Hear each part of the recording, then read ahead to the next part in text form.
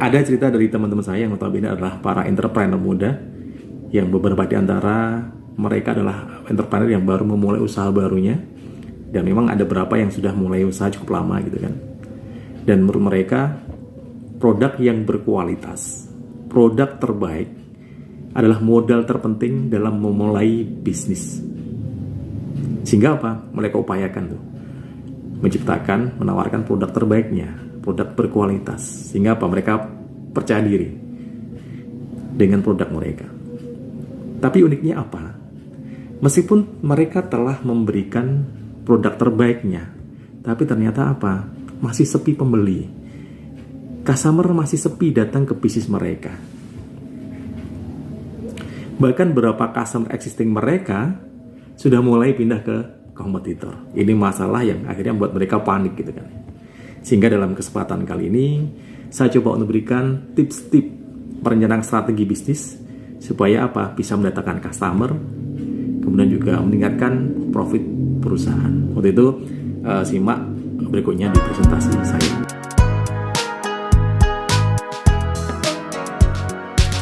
Halo sahabat-sahabat semua, ketemu lagi dengan saya Fajar Faris di Forum Belajar Bisnis Anak Muda.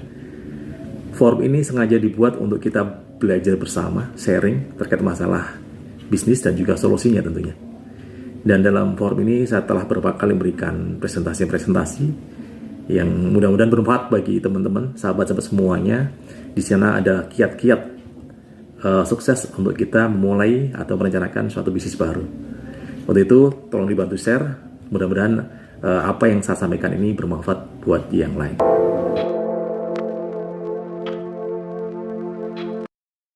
Halo sahabat semua, saat ini kita masuk ke materi utama kita, yaitu belajar bisnis bareng dengan saya, Fajar Faris. Kalau tadi saya sudah sharing dengan teman-teman semuanya terkait pengalaman yang dialami oleh rekan-rekan saya, yang notabene adalah entrepreneur muda yang baru mulai bisnis usaha mereka, dan beberapa di antaranya memang sudah mulai merintis usaha cukup lama. Tapi ternyata apa? Di saat mereka sudah berusaha menawarkan produk terbaik mereka yang berkualitas, tapi ternyata untuk mendatangkan customer ke bisnis mereka sangat sulit, bahkan cenderung sepi. Dan bahayanya, berapa customer existing mereka sudah mulai pindah ke kompetitor. Wah, ini bahaya kalau kita tidak segera antisipasi. Nah, dalam kesempatan kali ini saya coba untuk sharing dengan teman-teman semuanya, gimana caranya kita menyiapkan ataupun merencanakan strategi untuk bisa mendatangkan customer ke bisnis kita sebanyak-banyaknya. Terus kemudian otomatis akan meningkatkan revenue perusahaan kita, dan otomatis akan meningkatkan profit perusahaan kita. Nah, ini yang akan kita coba bahas pada malam hari ini, atau kita coba sharing pada kesempatan kali ini ke teman-teman semuanya.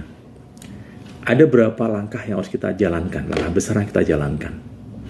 Kalau kita bicara strategi bisnis, khususnya untuk mendatangkan customer, kita akan bicara otomatis akan ke menerapkan strategi marketing dan sales yang efektif.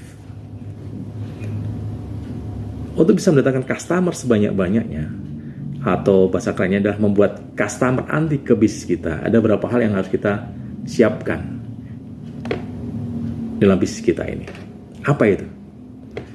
Jadi ada beberapa tahapan yang harus kita lalui ya. Seringkali orang beranggapan salah terhadap apa? Terhadap faktor yang membuat bisnis kita sukses gitu kan. Ada yang beranggapan, oh, yang paling penting adalah kita punya produk yang berkualitas. Karena dengan produk berkualitas kita lebih gampang menjual ke konsumen gitu kan. Tapi berapa banyak juga perusahaan dengan produk yang bagus, produk-produk yang berkualitas, tapi ternyata apa? Bangkrut juga gitu kan. Produknya nggak dibeli oleh konsumen. Terus apa lagi? Oh, mungkin yang terbaik ataupun yang paling penting dalam bisnis adalah SDM yang berkualitas nih. Tapi kita coba lihat juga nih, ternyata banyak juga kan perusahaan-perusahaan dengan kualitas SDM yang cukup tinggi. Ternyata banyak yang gulung tikar juga gitu kan. Berarti nggak jaminan juga nih. Terus apa lagi? Profit. Iya, setiap perusahaan butuh profit. Berarti profit penting gitu kan. Tapi coba juga, Kalau profit, kita profitnya segitu-gitu aja gitu kan, stagnan di gitu aja gitu kan, nggak berkembang. Sementara kebutuhan perusahaan semakin lama semakin berkembang, ya otomatis apa? Ya akan stagnan juga gitu kan, bahkan bisa turun juga suatu saat nanti profit kita. Apa fungsi kontrol ya? Tadi produk kualitas sudah, kemudian manpower yang berkualitas sudah, kemudian profit ya udah ada profit nih, kemudian kontrol nih. Ternyata banyak juga perusahaan yang udah menerapkan sistem kontrol yang cukup bagus, tapi akhirnya apa? Banyak yang gulung tikar juga gitu kan. Terus apa? Ini pertanyaan yang harus kita bisa jawab nih. Apa nih yang paling penting dalam bisnis ini? Produk masih ada yang lebih penting kayaknya. SDM masih ada yang lebih penting lagi. Profit masih ada yang lebih penting lagi. Terus kemudian sistem ataupun fungsi kontrol. Apa coba? Yang paling penting dalam bisnis adalah satu. Customer antri. Itu kuncinya, customer antri.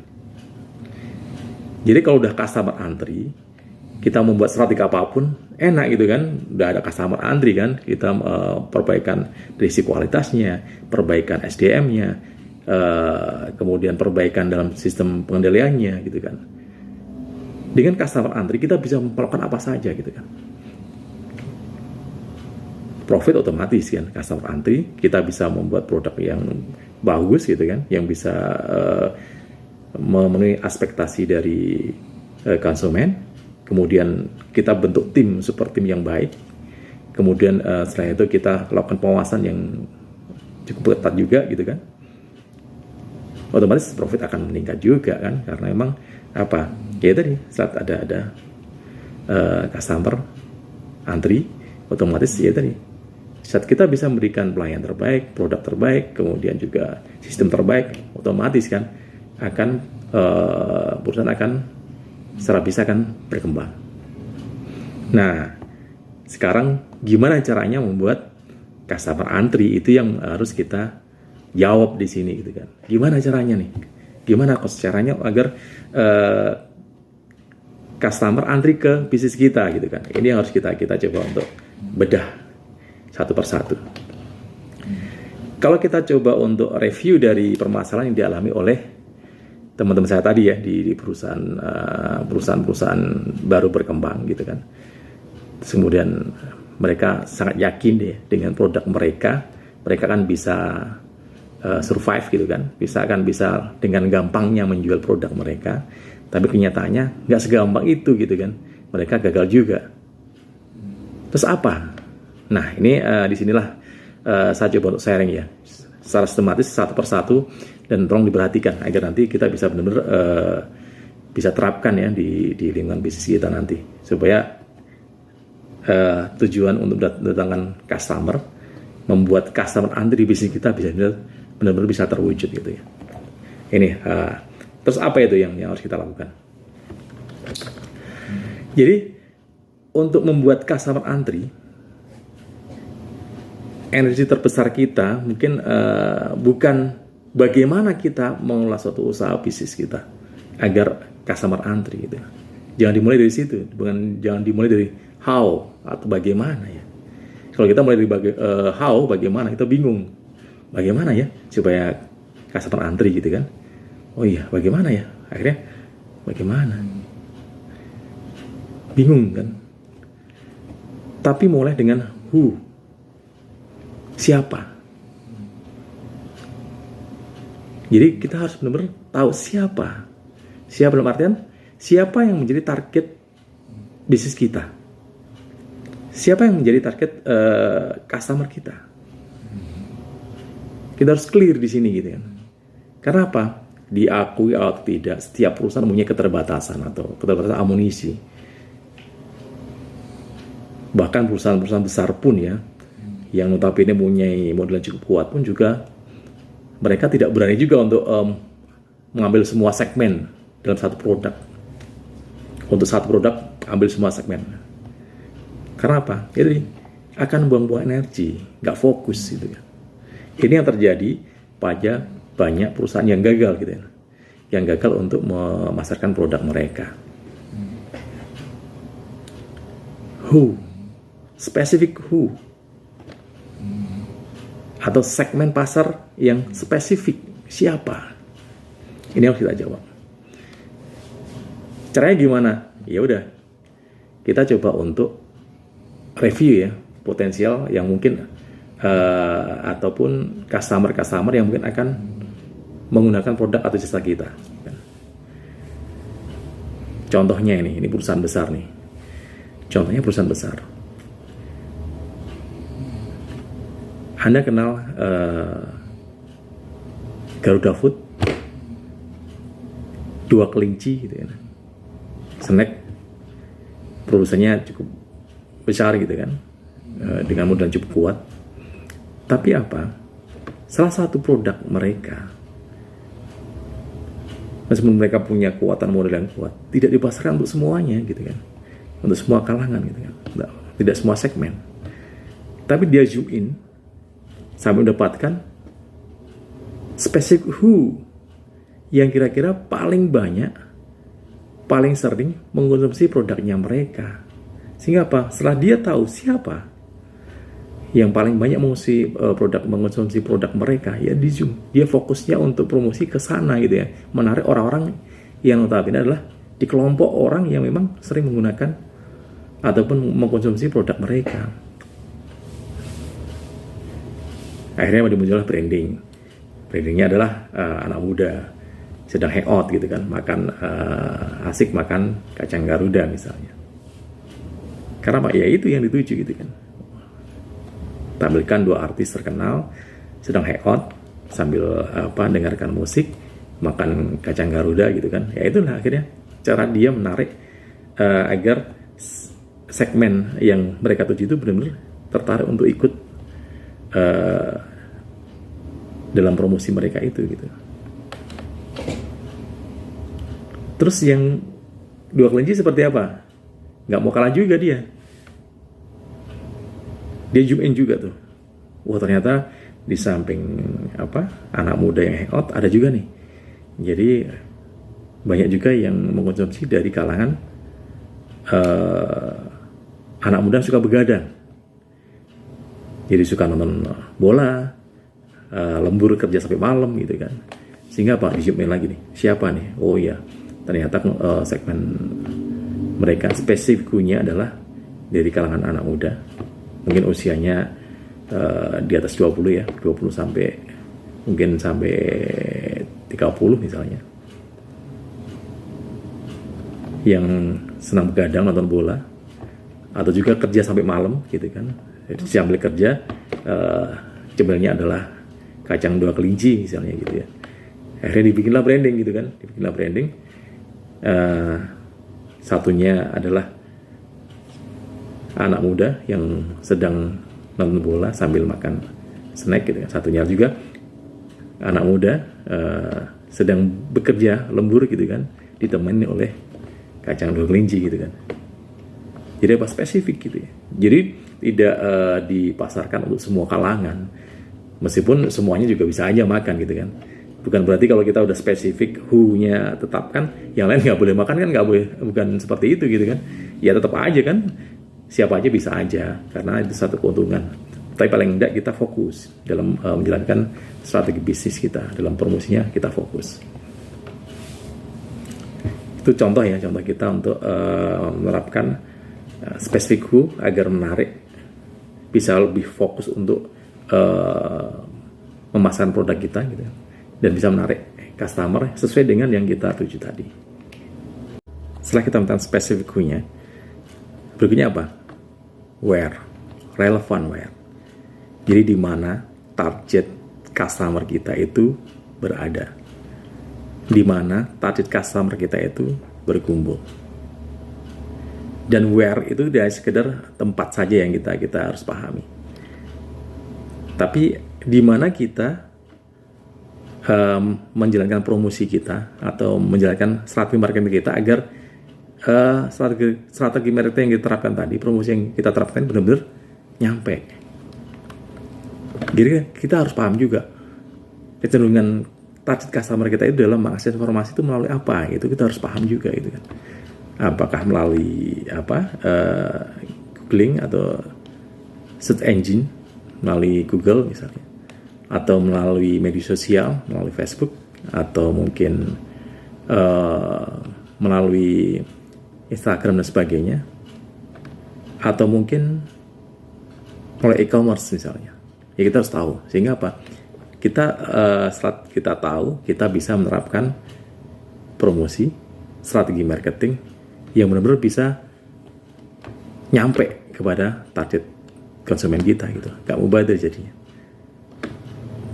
Setelah kita tahu di mana target customer kita berada, berikutnya apa? Ya berikutnya kita coba untuk kembangkan strategi kita yang tadinya kita berorientasi awareness, sekarang kita berorientasi pada meningkatkan persepsi ataupun image dari produk kita. Gimana caranya? Kita harus bisa berpikir di luar produk yang bisa menumpang ataupun membuat image ataupun persepsi produk itu baik. Jadi tidak melulu pada kita fokus pada produk kita, tapi ada hal yang di luar produk kita tapi bisa mengangkat persepsi positif dari produk kita. Di sini saya akan coba untuk mengambil contoh persaingan di industri deterjen gitu ya. Jadi ada tiga produk deterjen ya, produk deterjen yang bersaing dalam industri deterjen yang utama. Mungkin Anda kenal Soklin, Anda kenal Rinso dan juga Tek gitu kan ya. Ada ciri khas yang mereka tonjolkan gitu ya. Kalau kita bicara Soklin misalnya, dia akan fokus kepada ekonomis, sehingga dia akan menonjolkan dari sisi itu ekonomis. Dari promosi-promosi yang menunjukkan bahwanya menggunakan Soklin akan lebih hemat gitu kan. Terus kemudian Tek, dia akan lebih cenderung menonjolkan kualitasnya. Jadi program promosi yang ditunjukkan adalah, dia secara kualitas cukup hebat gitu kan. Dia mempunyai kekuatan yang cukup hebat. Yang ada di tengah-tengah adalah Rinso nih. Kalau Rinso mengikuti permainan dari Soklin, otomatis dia akan kalah karena harganya jelas Soklin di bawah gitu kan. Kemudian mungkin dari sisi biaya produksinya mungkin Rinso lebih mahal gitu, yang lebih tinggi dibandingkan Soklin gitu ya. Sehingga apa? Nggak mungkin Rinso akan menurunkan dengan harga di bawahnya Soklin gitu. Sehingga apa? Dia harus menciptakan persepsi. Akhirnya muncul ide tuh, berani, kotor itu hebat gitu kan. Jadi mungkin Anda tahu kan iklan-iklannya Rinso gimana gitu kan ya. Dia bukan terobosan itu. Jadi yang biasanya anak-anak itu kan sama orang tuanya dilarang untuk kotor-kotoran gitu kan, dilarang untuk hujan-hujanan gitu kan. Tapi Rinso merubah image itu semuanya. Karena apa? Ternyata berani kotor itu hebat, berani kotor itu baik juga gitu kan. Baik untuk pertumbuhan anak juga gitu kan. Baik untuk pertumbuhan mental anak juga gitu kan. Akhirnya apa? Inilah persepsi ini yang akhirnya diambil dari Rinso, sehingga apa? Dia mampu bersaing juga tanpa harus menurunkan harga, tanpa harus menonjolkan di sisi kualitas untuk menandingi yang Tek tadi. Image yang dibentuk, persepsi yang dibentuk, sehingga apa? Di saat persepsi terbentuk, image ibu-ibu, dia ternyata kotor itu baik. Dan sekotor apapun bisa juga dibersihkan gitu dengan Rinso. Akhirnya mau nggak mau apa? Inilah Rinso tetap bisa tetap kompetitif gitu ya dalam persaingan ini. Contoh ya itu. Banyak juga contoh-contoh yang lain. Persepsi. Karena apa? Persepsi is reality. Jadi orang kalau sudah mempunyai persepsi tertentu terhadap produk ya, dia akan fokus sana gitu ya. Karena apa? Saya misalnya mau beli deterjen ya udah, Rinso gitu, nggak mau yang lain misalnya gitu. Atau mungkin beli sepeda motor, saya punya Honda, nggak mau yang lain misalnya, seperti itu. Karena ada persepsi yang dianggap melekat pada pikirannya dia. Terus juga contoh ya, Eh, Kenapa persepsi begitu kuatnya gitu ya? Akhirnya orang nggak rasional untuk melakukan pembelian. Tetapi kita harus hati-hati juga. Persepsi tanpa diimbangi oleh produk yang bagus itu nggak akan tahan lama juga. Tetapi pada awalnya, meskipun pada awalnya mereka akan dicari ataupun customer antri pada awalnya. Tapi kalau dia tidak bisa maintenance, tidak bisa untuk inovatif produknya, jika tidak bisa berkembang dan stuck gitu ya, itu bahaya juga di kemudian hari. Contoh misalnya, ada fenomena di Jawa Tengah sekitar 5 tahun, 10 tahun yang lalu, di dunia kuliner ya, waktu itu sedang jajanya namanya produk ataupun warung sambal layah gitu kan. Persepsinya cukup bagus sambal layah itu. Kemudian ada juga pesaingnya adalah spesial sambal misalnya. Untuk spesial sambal sampai sekarang masih eksis. Karena apa? Jadi dia persepsinya bagus. Dia mau maintenance produknya, kualitasnya mau maintain dengan apa? Penelitian. Jadi produk-produk ataupun masakan yang dihasilkan oleh spesial itu dihasilkan melalui hasil riset gitu ya, nggak sekedar apa adanya gitu kan, atau sekedar kebiasaan saja, tapi yang benar dari hasil riset atau bukan dari bumbu warisan dan sebagainya, tidak. Terus berbeda dengan sambal layah misalnya, pada saat sambal layah dibuka awal, buka, wah luar biasa sambutan masyarakat. Persepsinya, wah itu bagus. Antrilah orang di sambal layah itu. Bahkan mau makan aja Indian, nunggu berjam-jam gitu ya. Dan itu di customer pun juga nggak keberatan gitu, Indian berjam-jam nunggu sebagainya. Tapi karena tidak bisa memaintain dari si kualitasnya, langsung yang tadinya tinggi langsung turun. Sampai sekarang apa? Tinggal nama gitu, kebanyakan di sambal layah yang dulu besar sudah nggak ada gitu kan, tinggal sisa-sisa saja gitu kan. Karena apa ya, tadi persepsi yang bagus tanpa diimbangi produk yang bagus, akhirnya apa, udah tumbang juga gitu kan. Ini yang saya sampaikan terkait masalah kita membuat persepsi melalui ataupun mencoba mencari di luar produk itu, mengembangkan dua produk, tapi kita bisa membuat persepsi produk kita menjadi bagus. Untuk yang berikutnya apa? Yang berikutnya adalah different way. Ini juga untuk meningkatkan persepsi atau image ya, image positif suatu produk.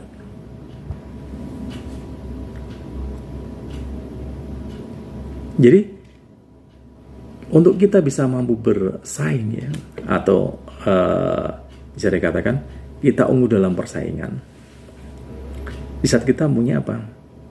Mempunyai ciri khas atau perbedaan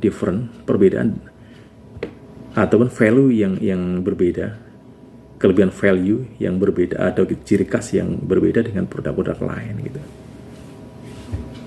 Produk-produk yang tidak dipunyai kompetitor gitu ya. Jadi apa?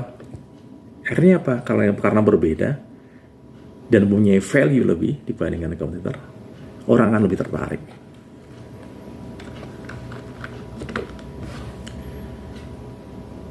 Contoh berapa branding, berapa produk yang berusaha untuk survive, karena apa, sebagai newcomer untuk bisa menang di persaingan, atau mungkin bukan leader ya di market itu gitu, atau di produk itu, sehingga mau dia harus mempunyai terobosan gitu kan, harus mempunyai ciri khas yang tidak dipunyai oleh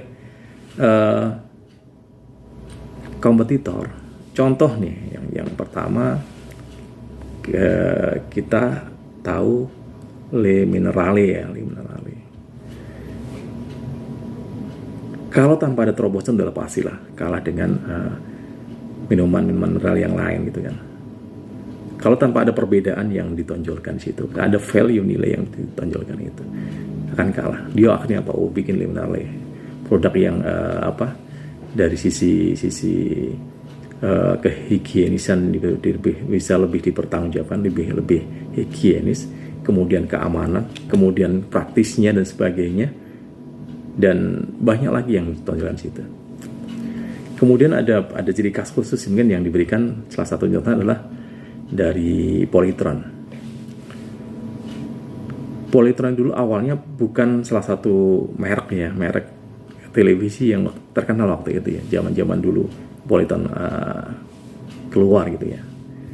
Tapi lama-lama dia akan termasuk cukup kuat untuk brandnya saat ini ya. Karena apa? Ya tadi dia punya ciri khas, dia punya karakter khusus yang tidak dipunyai oleh yang lain.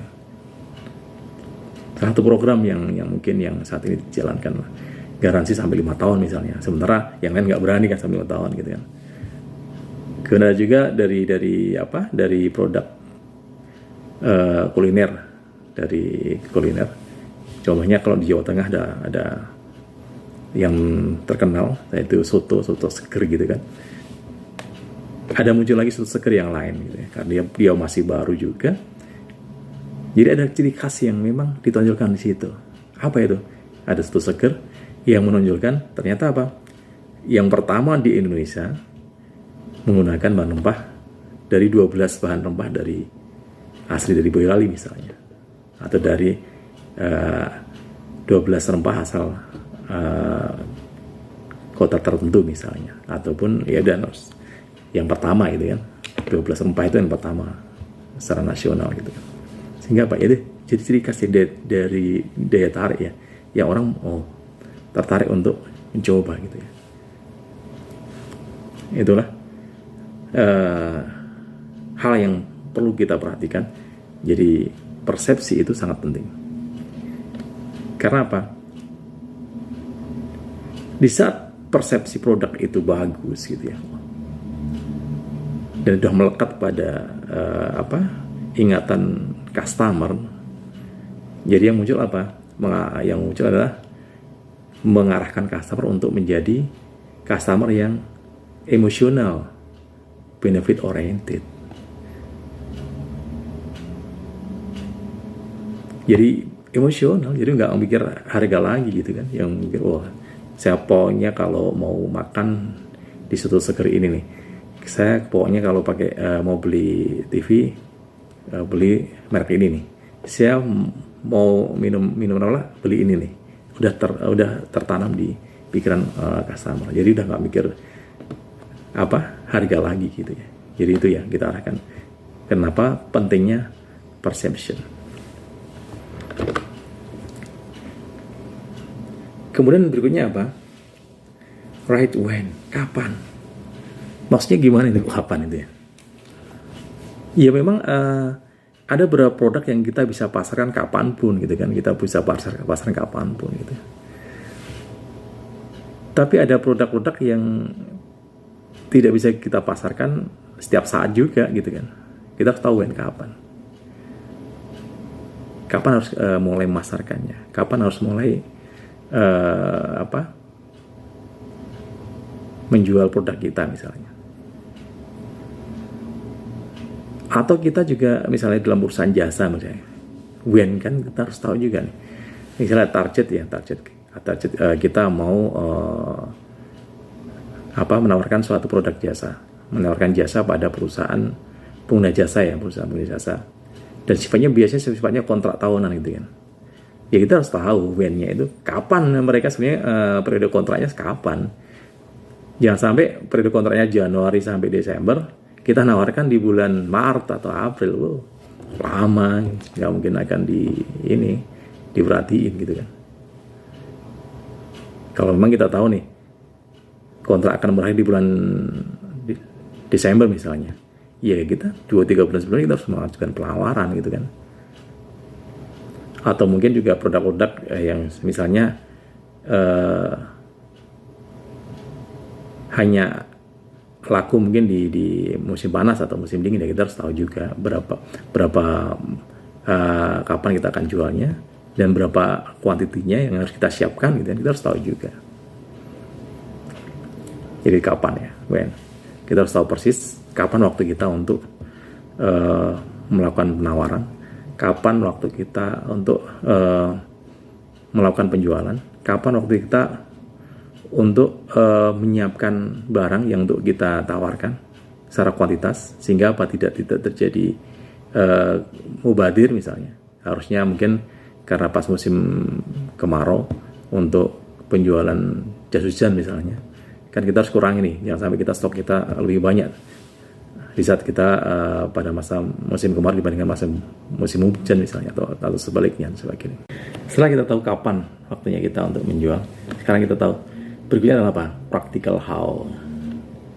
Jadi sekarang waktunya kita bicara how ya, bagaimana. Jadi bagaimana kita menerapkan strategi atau menyiapkan strategi marketing yang efektif untuk bisa menarik customer agar customer antri ke bisnis kita. Gimana caranya? Kita tadi udah tahu nih siapa target dari pemasaran kita, siapa customer yang ingin kita tuju, terus kemudian tempat-tempat di mana biasa mereka kumpul, kemudian media apa yang bisa dia gunakan, kemudian media apa yang biasa dia gunakan untuk mengakses informasi. Kemudian kita juga lakukan upaya-upaya untuk meningkatkan image perusahaan, image produk perusahaan, kemudian persepsi yang bagus gitu kan. Kemudian kita juga tahu kapan nih waktunya untuk melakukan penawaran, penjualan, dan terakhir adalah apa? Kita siapkan strategi untuk membuat customer antri ke bisnis kita. Banyak strategi yang kita bisa terapkan. Ada strategi namanya ATL BTL, above the line, below the line. Above dari helikopter view gitu kan, melihat promosi yang memang cukup luas, tapi sifatnya umum gitu kan. Atau below the line yang langsung menyentuh kepada konsumen gitu. Kemudian ada beberapa strategi yang kita gunakan dengan berbagai macam dimensi marketing. Ada dimensi advertising, kemudian public relation, customer activation, kemudian dimensi digital marketing dan sebagainya gitu kan. Kita benar-benar kita terapkan, tentunya sesuai dengan kondisi real yang kita temukan di depan tadi. Jadi agar benar-benar apa yang kita siapkan, strategi yang kita siapkan benar proporsional gitu ya, proporsional dan tidak mubazir dan efektif gitu ya.